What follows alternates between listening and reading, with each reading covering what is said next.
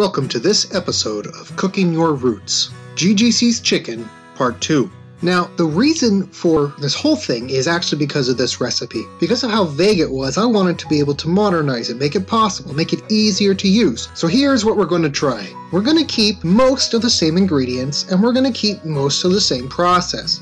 I can't see cooking this chicken in any other thing besides a cast iron pan, but you could use a multitude of frying pans as long as they have a lid that can work with them. Even an electric skillet would work.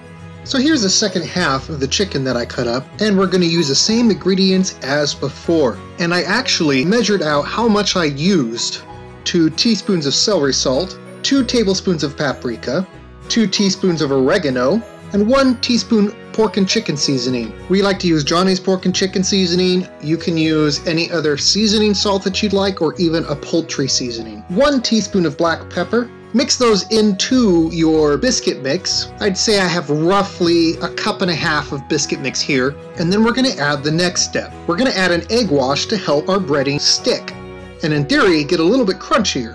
So we're going to start with a cup of buttermilk and 1 egg, and mix that together. So dip your chicken in the buttermilk and then coat it in our seasoned biscuit mixture.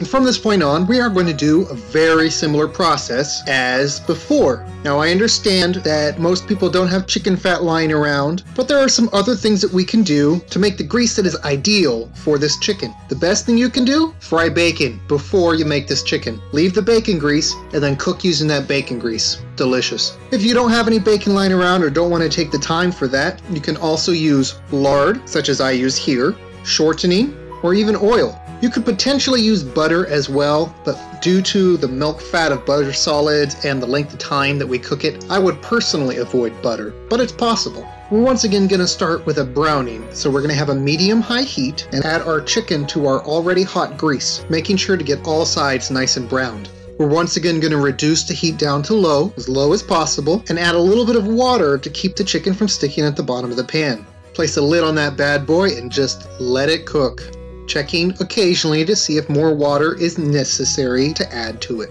So here's the final product. Looks delicious, right? Well, I gotta tell you, this did not work. I don't know what I was thinking trying to mess with GGC's recipe. She knows her chicken. That doesn't mean that this is a waste of a video though. We have alternative greases that can be used. We understand what works and what does not work. You could mix your seasonings with your flour and put it on the chicken and cook it up the same way, just avoid the buttermilk and egg wash. That's not to say this is not a viable method though. If you want to keep the buttermilk and egg wash, rewind back to this point and don't go any further, because now we're going to change up the recipe pretty drastically, and I don't have video to show you this. Instead of pan frying this, we can deep fry it. Yes, that is not pan-fried chicken, which is what this recipe is, but it's the only way that an egg and buttermilk wash will work for you.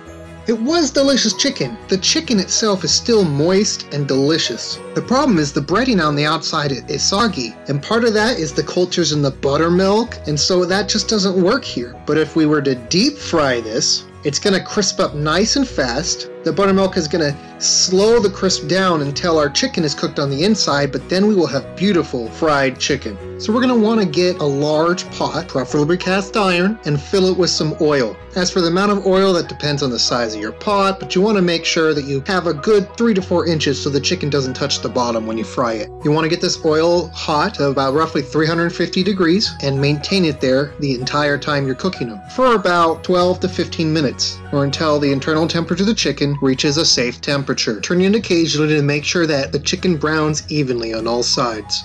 Now, as I said, I don't have video for this. I didn't go out and buy a whole nother chicken to try it as I should have. I didn't have time. I was too busy eating the good chicken that I made right before this.